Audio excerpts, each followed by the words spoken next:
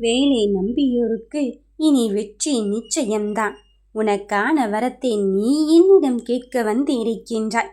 அப்படி இருக்கும்போது நீ விரும்பியதை என் கையில் வைத்துவிட்டு என் பிள்ளை கேட்கும் வரை நான் காத்திருப்பேனா? என் தங்கமே, இதோ இந்த முருகனிடம் வரம் கேட்டு விட்டாய். உனக்கானதை, உனக்கு தேவையான ஒன்றை தருவதற்குத்தான் இந்த அப்பன் முருகன் நான் இப்பொழுது வந்து இருக்கின்றேன். சிலரோ முருகனிடம் வரம் கேட்கிறார்கள்.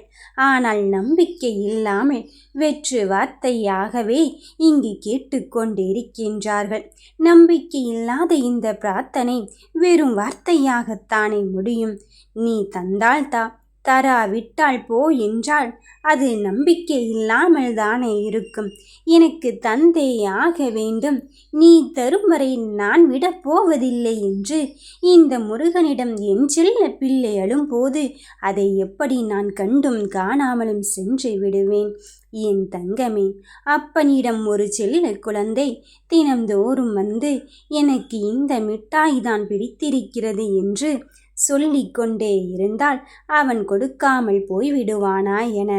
ஒரு நாள் 2 நாள் என்று அவன் கொடுக்காமல் இருப்பான்.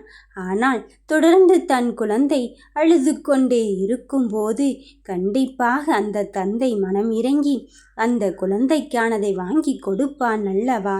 அதுபோலத்தான் நீ உன்னிடம் உள்ள அனைத்து விஷயத்தையும் என்னிடத்தில் ஒப்படைத்து விட்டாய். என்னிடம் பேசுகிற போதெல்லாம் நம்பிக்கையாக இருக்கின்றாய் என்றால் நிச்சயம் நீ கேட்கின்ற பொழுதிலே மனம் இறங்கி இந்த அப்பன் உனக்கு தருவேன். வேல்முருகா, எனக்கு இது வேணும் என்று சொன்னால் போதும், அவன் கேட்கின்றான். நிச்சயமாக இந்த வேல்முருகன் கேட்கின்றான். உனக்கானதை தருவதற்காக நேரத்தையும் காலத்தையும் குறித்துவிட்டுத்தான் வந்து இருக்கின்றேன். ஆனால் தருகின்ற நேரம் வரை நீ காத்திருக்க வேண்டும். இதை பற்றி தெரிஞ்சவங்கள் மட்டும்தான் இங்கு பொறுமையாக இருப்பார்கள். அதனால் தான் நான் உன்னிடம் சொல்கின்றேன். இவ்வளவு காலமாகவே தரவில்லையே, இனி எப்படி தருவான் என்று நீ யோசிக்காதே. நான் எத்தனை காலம் ஆனாலும் என் வேல்முருகன் எனக்கு தருவான் என்பதற்காகவே காத்து கொண்டு இருக்கின்றேன். வெறும் காத்திருப்பு மட்டுமல்ல, என் நம்பிக்கை என்றும் மட்டும் நீ நினைத்துக்கொள்.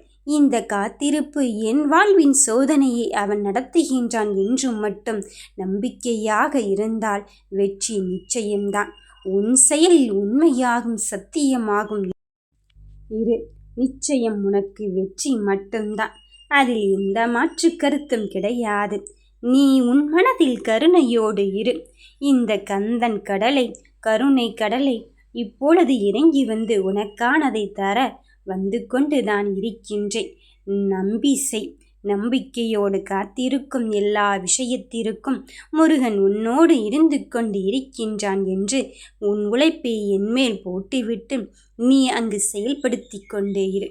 முன்னேறுகின்ற நேரத்தை நான் கணித்து விட்டேன். இன்னும் வரவில்லையே என்று யோசிக்க வேண்டாம். காலங்கள் கழிந்து விட்டது என்று நீ தீர்மானிக்காதே. அந்த காலத்தை தீர்மானித்தவனை, அந்த காலத்தை நடத்துகின்றவனை இந்த முருகனாக இருக்கும்போது எதை பற்றியும் அதிகமாக யோசிக்க வேண்டாம்.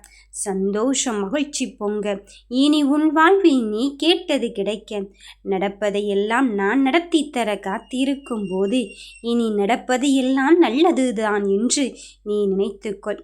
எத்தனை காலத்திற்கு என்று யோசிப்பதை விட எவ்வளவு ஆனாலும் தருவது என்னப்பன் இருக்கும் போது அவன் எனக்கு பலாயிரம் மடங்காகத்தான் திரும்பி தருவான் என்று யோசித்துக்கொள். நம்பிக்கையோடு இருக்கின்ற என் பிள்ளையே, நான் இனி துளியளவும் மனதை கஷ்டப்படுத்துகின்ற அளவுக்கு ஒரு செயலையும் செய்ய மாட்டேன். எல்லாம் இனி உனக்கு நன்மையை விளைவிக்கும்படியான நல்ல செயல்களை மட்டும்தான் செய்ய காத்திருக்கின்றேன். உன் சந்தோஷ தருணம் உன்னை தேடி வந்து விட்டது. கேட்டது கிடைக்கும் நேரத்தை அடைந்து விட்டாய். பிறரின் சூழ்ச்சியிலிருந்து விடுபட்டு நீ நினைத்த காரியத்தை நான் உனக்காக நடத்தி தர வந்து இருக்கும்போது இனி வெற்றி உனக்கு சாதகமாகத்தான் அமையப் போகிறது. எல்லாவற்றையும் நீ எனக்காக செய். நான் உனக்காக இருக்கின்றேன். ஓம் சரவண பவ.